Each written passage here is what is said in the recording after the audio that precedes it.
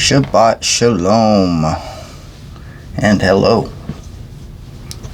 I suppose that's the same thing. Shalom and hello. Pretty much the same thing depending on the context you're using it in. Kind of redundant to say it, right? So, as I typically do, the Shema. Hear, O Israel, Yahweh our Elohim. Yahweh is one, and we will love Yahweh our Elohim with all of our heart, with all of our being, and with all of our might. And that is not an incantation, a chant, or a prayer. That is simply a reminder. That is what it is used for. A reminder. This is a reminder. A zitzi or zitziot. It's simply a reminder to remind you of what you need to be remembering.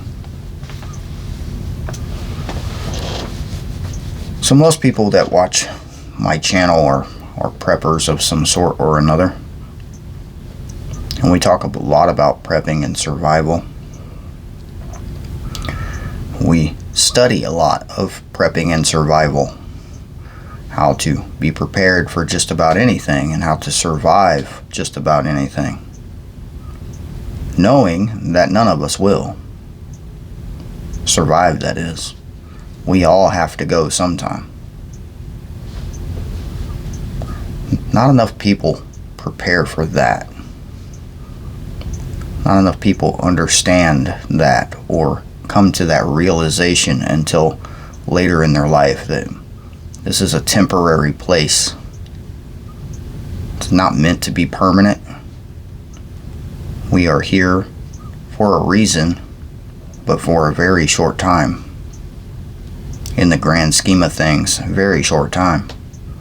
Some of us shorter than others.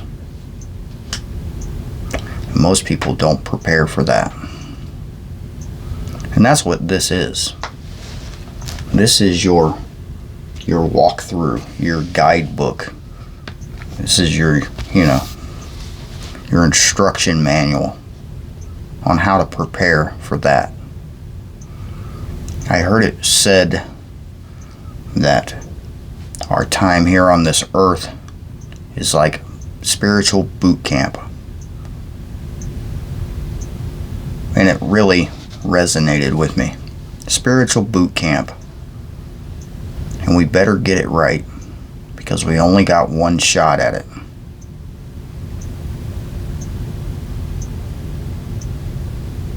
Yeah.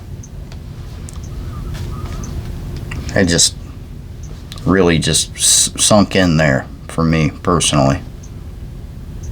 We only got one shot at it and we better get it right.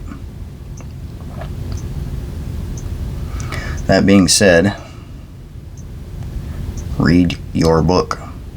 Do what it says. From cover to cover. Start at the beginning. The churches, the pastors, and the people who tell you to start at the New Testament, as they call it, they're wrong. They are wrong. There is a reason we have the entire book. Nobody starts a novel, 3/4 of the way in. Or 2/3 of the way in, as it happens to be with this particular book. Read your book, do what it says. It's not hard. It's really not. When you're reading, if you have problems, you get tired, you get sleepy, or if you get anxious or bored, or you're having a hard time concentrating and focusing, you forgot something. Before you started reading, you forgot to do something. And there's a simple way to fix those issues if you remember to do one simple thing before you start reading your book. Say a prayer. Ask Him for His guidance, His understanding of what you're reading. Ask Him to help you remember. And you'll make it through. You won't be bored. You'll learn. You'll start finding things that you never saw before, and you'll learn. But you have to speak to Him before you can understand this in the context that it needs to be understood.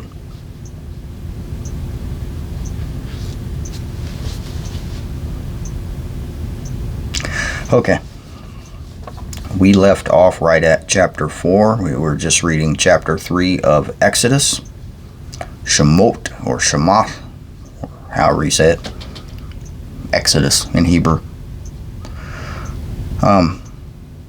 Chapter 3 is where we left off. We were talking about Moshe and how he's being instructed to go into Mitzrayim, Egypt, and what he is going to do there. He's being told by the Father what he is going to do there.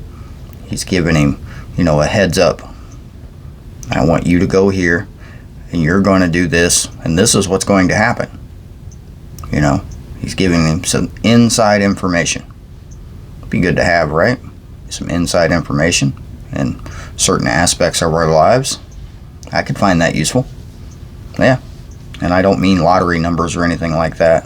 I don't gamble. I don't put my stock into stuff like that. It's just, the book tells you not to do it anyway. Gambling. And that's what lottery is a gamble. You're wasting money when you do things like that. If he really wanted you to win the lottery, somebody would bring you a ticket, and a lottery ticket, and you wouldn't gamble anything for it. It would be a gift. Keep that in mind. Anyway, I'm going to shut up and start reading. Starting at chapter 4. I don't know how many chapters I'm going to get into, but I'm sure the title gave it away. We'll see. We'll find out together, right?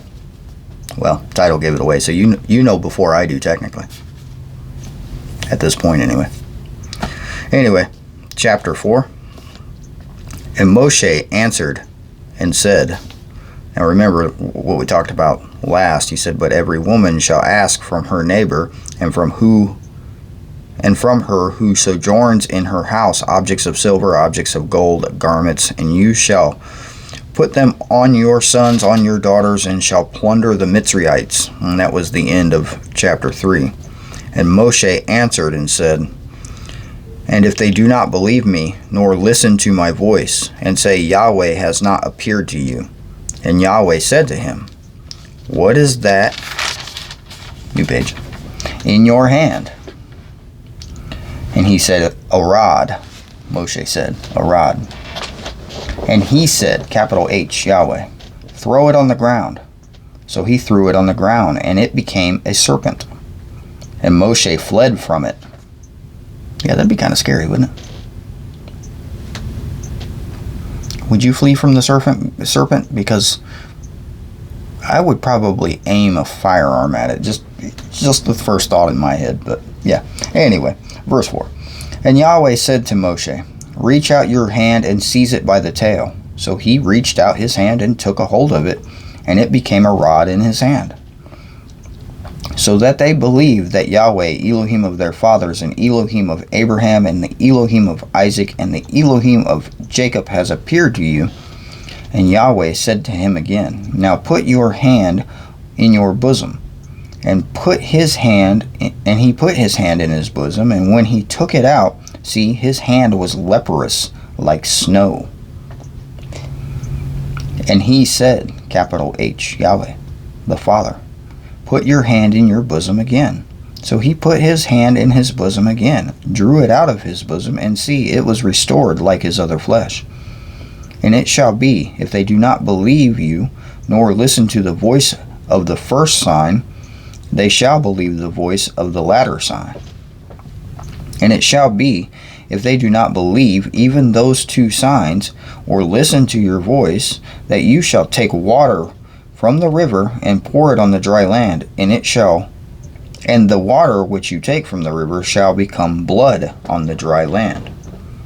And Moshe said to Yahweh, O Yahweh, I am not a man of words, neither before nor since you have spoken to your servant, for I am slow of speech and slow of tongue. And Yahweh said to him, Who has made man's mouth, or who makes dumb or deaf, or seeing or blind? Is it not I, Yahweh? I mean, seriously. And now go, and I shall be with your mouth and teach you what to say. But he said, O Yahweh, please send by the hand of whom you would send. And the displeasure of Yahweh burned against Moshe. And he said, Is not Aaron the Levite your brother? I know that he speaks well, and see, he is also coming out to meet you. And when he sees you, he shall be glad in his heart. And you shall speak to him and put the words in his mouth. And I am with your mouth and with his mouth, and I shall teach you what to do. And he shall speak for you to the people, and it shall be that he shall be a mouth for you, and you shall be an Elohim for him. It uses the Elohim in the same context as, for Moshe over his brother. And Elohim in that particular context is lowercase, but Elohim for the Father in every context is uppercased. So there are some explanations about that, but I'll go into that on my Monday video over on Patreon. And take this rod in your hand, with which you shall do the signs. Then Moshe went and returned to Jethro, I believe. Anyway, his father-in-law, and said to him, Please let me go and return to my brothers who are in Mitzrayim, to see whether they are still alive. And Jethro said to Moshe, Go in peace. And Yahweh said to Moshe in Midian, Go, return to Mitzrayim, for all the men are dead who sought your life. So you got to remember, it's been several years that he has been there with his father-in-law and his wife. So Moshe took his wife and his sons and set them on a donkey and returned to the land of Mitzrayim. And Moshe took the rod of Elohim in his hand. And Yahweh said to Moshe, As you go back to Mitzrayim, see that you do all the wonders before Pharaoh, which I have put in your hand. But I am going to strengthen his heart so that he does not let the people go. And you shall say to Pharaoh, Thus said Yahweh, Israel is my son, my firstborn. So I say to you, Let my son go to serve me. But if you refuse to let him go, see, I am killing your son, your firstborn. And it came to be on the way in the lodging place that Yahweh met him and sought to kill him. And Sipporah took a sharp stone and cut off the foreskin of her son and threw it at his feet and said, You are indeed bridegroom of blood to me. So he, capital H, let him go. Then she said, You are a bridegroom of blood because of the circumcision. And Yahweh said to Aaron, Go meet Moshe in the wilderness. And he went and met him on the mountain of Elohim and kissed him. And Moshe then told Aaron all the words of Yahweh, who had sent him, and all the signs in which he had commanded him. And Moshe went with Aaron and gathered together all the elders of the children of Israel. And Aaron spoke the words which Yahweh had spoken to Moshe. Then he did the signs before the eyes of the people. And the people believed. And they heard that Yahweh had visited the children of Israel, and that he had looked on their affliction. And they bowed their heads and did obeisance, I guess is how you say that. Yeah. And that is the end of chapter 4. Very interesting.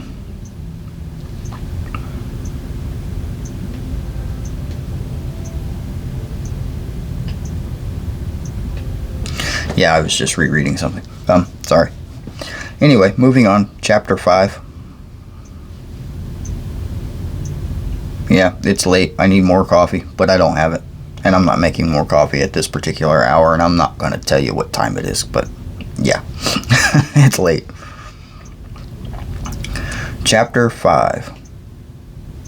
And afterwards Moshe and Aaron went in and said to Pharaoh, Thus said Yahweh, Elohim of Israel, let my people go, so that they celebrate a festival to me in the wilderness. Capital me, to Yahweh in the wilderness.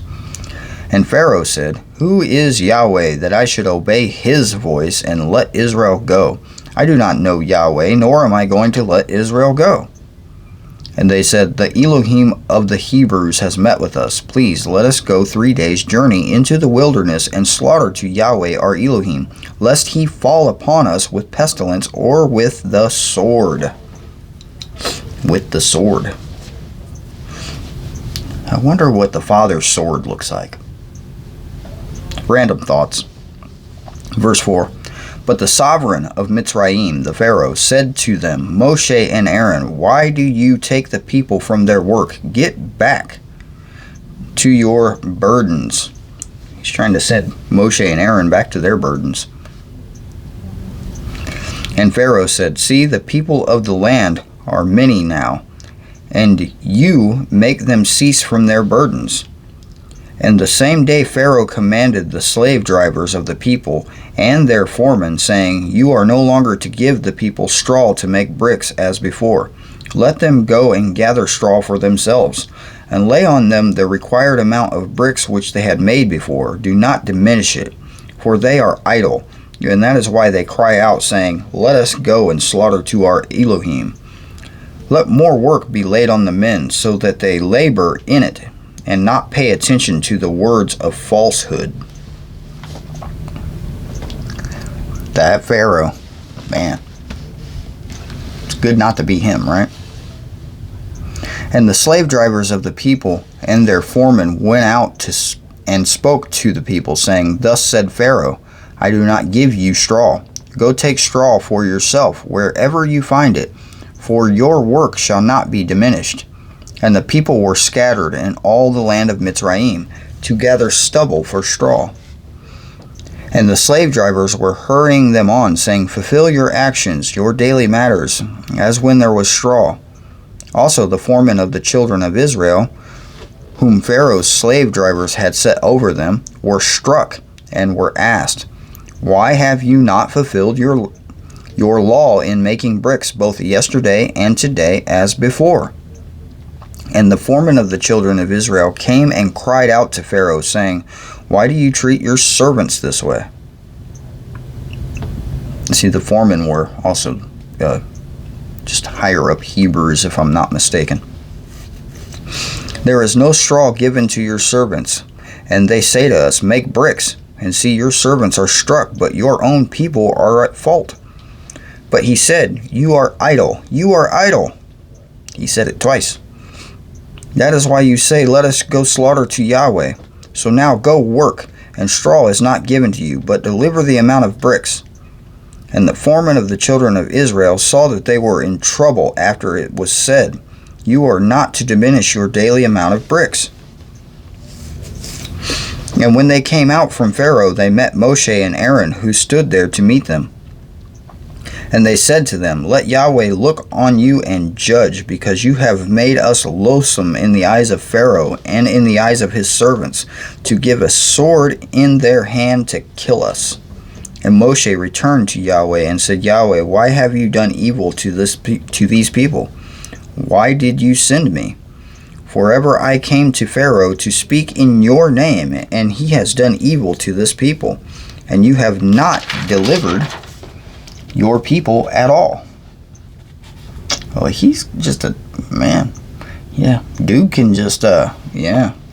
I don't know if I'd have the stones there to talk to the Creator in that particular manner. Just you know, imagine being a little kid and walking up to your dad and saying, "Hey, man, what are you doing to me? Why ain't you doing your job?" Yeah, what would your dad have done if you went, "Hey, why ain't you doing your job?" as a little kid to your dad? Because I know what mine would have done. He like, "Well, pop, shut up, boy." But yeah.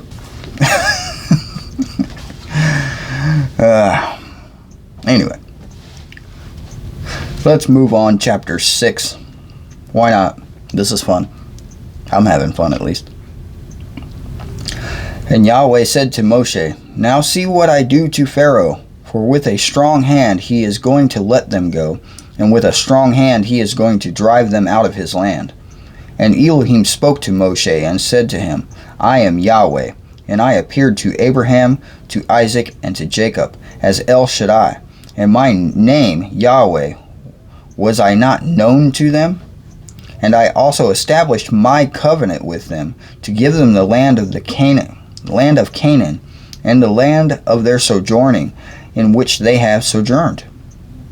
And I have also heard the groaning of the children of Israel, who the Mitzrites are enslaving, and I have remembered my covenant.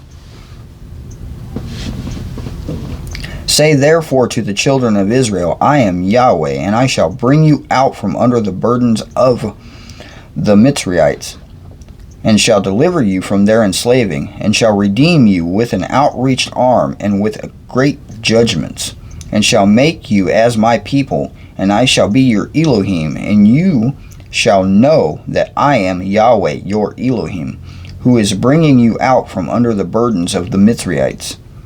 And I shall bring you into the land which I swore to give to Abraham, to Isaac, and to Jacob, and give it to you as an inheritance. I am Yahweh. And Moshe spoke thus to the children of Israel, but they did not listen to Moshe because of the shortness of spirit from the hard slavery, which was the point of the hard slavery, wasn't it? And Yahweh spoke to Moshe, saying, Go in, speak to Pharaoh, sovereign of Mitzrayim, and let the children of Israel go out of his land. And Moshe spoke before Yahweh, saying, The children of Israel have not listened to me, and why would Pharaoh listen to me? For I am uncircumcised lips, for I am of uncircumcised lips. And Yahweh spoke to Moshe and to Aaron, and gave them a command for the children of Israel and for Pharaoh, sovereign of Mitzrayim, to bring the children of Israel out of Mitzrayim.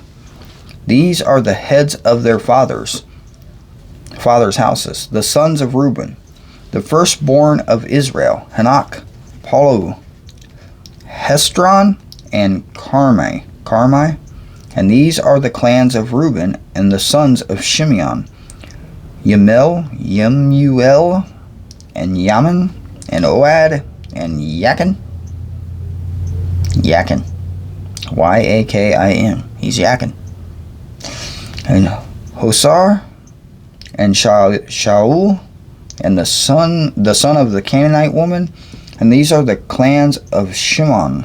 And these are the names of the sons of Levi according to their generations: Gershon, and Quilith, and Merari. And the years of the life of Levi were 137. Names. And the sons of Gershon, Libni, Shimei, according to their clans. And the sons of Queheth, Amram, and Yitzhar, and Hebron, and Uzziel, Uziel.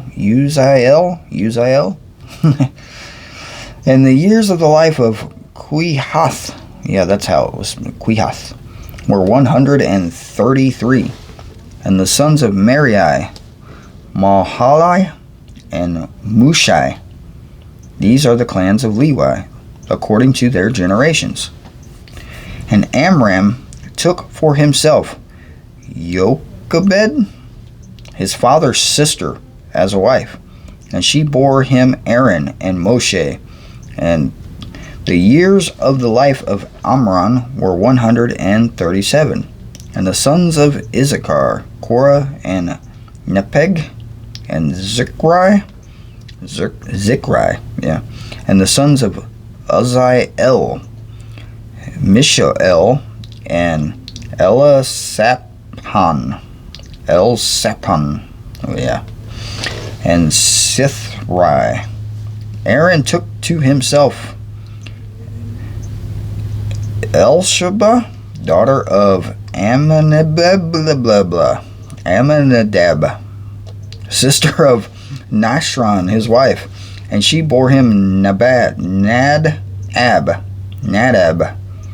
and Eb something or another, and Eleazar, and Ithamar, and the sons of Korah, Asher, Elquana,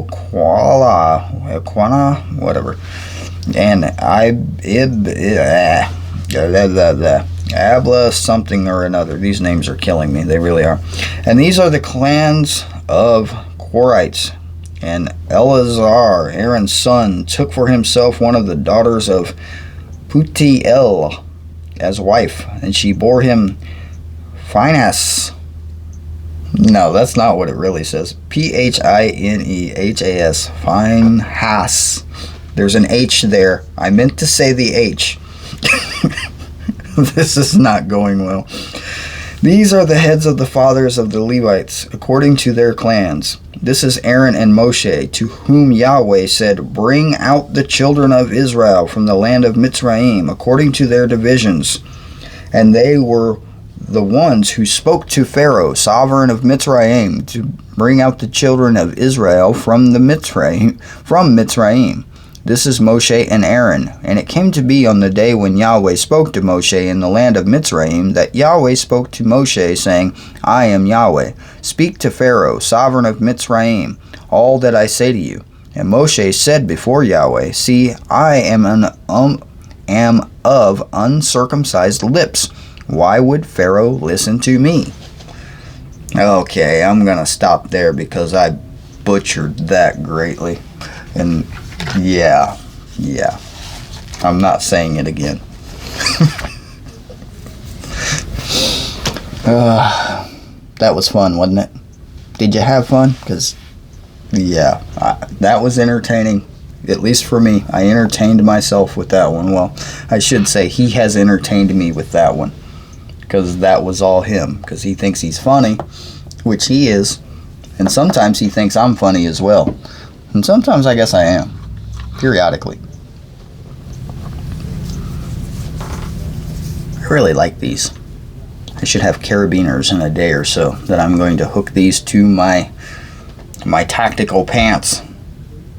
Tactical pants. I don't think they were considering tactical pants when I don't think he was considering tactical pants when he made these. Well, he probably knew, but I mean, think about it from a tactical point of view. Tactical pants, that's what I wear 99% of the time. Occasionally I wear a pair of jeans because I think I own like one or two pair, but typically I'm wearing tactical pants. So I have all of my gear: firearm, a knife strapped to my belt, all of my gear, tactical pants, and 4 of these now hanging from my tactical pants. One of these things just doesn't belong here. That's the general idea that I have when I look at them. But I really do need the reminder. I need the reminder on a daily, constant basis. I really do. I think we all do. We should all have that daily, constant reminder of what we should be doing and who we should be doing it for. What we should be doing is listening to our Creator and obeying His word. Doing what we do, not for us, not for our job, our spouse. Everything we do should be for Him first. Absolutely every word you speak, every breath you take. That's a song, right? I'm not singing it. It should be Him first, because He is number one. The beginning, the end, the Alpha, the Omega. Number one. We should all have those big, what do they use at sports games? Those stupid little hand things with the big number one. Yeah, that'd be a good reminder. Walk around with one of those on your hand all day. Remind you who is number one. It's Him. Put Him first. Him first. You maybe a close third, maybe, because the Father, Yeshua, the Holy Spirit, they are 3, but they are 1, depending on who you ask. And then maybe you. Maybe. So, 1, 2, 3, you may be number 4. But in the great order of your life, him first, you next. It's not what you want. He will give you what you need.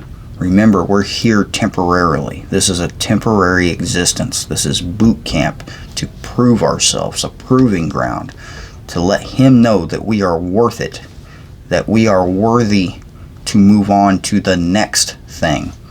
And the next thing is so more awesome than this crap that we go through on a daily basis, isn't it? I mean, if you've read this book and you know what the next thing possibly is for you, for me, for our children, then this is just, all of this is just, I look forward to the day where I get to leave here. I do. I'm not worried about it. I don't have any reservations. I hope I am worthy. I will say I hope, because I don't know. I've done some really stupid crap in my life. I really have. But I dedicate my life to him. And the rest of my time on this planet, I will do what he wants me to do. And then maybe, after I make sure that I have that covered, maybe I'll find something that I want to do. But even what I want to do will be for him. So it really works out well that way. I'm shutting up now. Thank you for listening. This has been an interesting read, right? Shalom, everyone.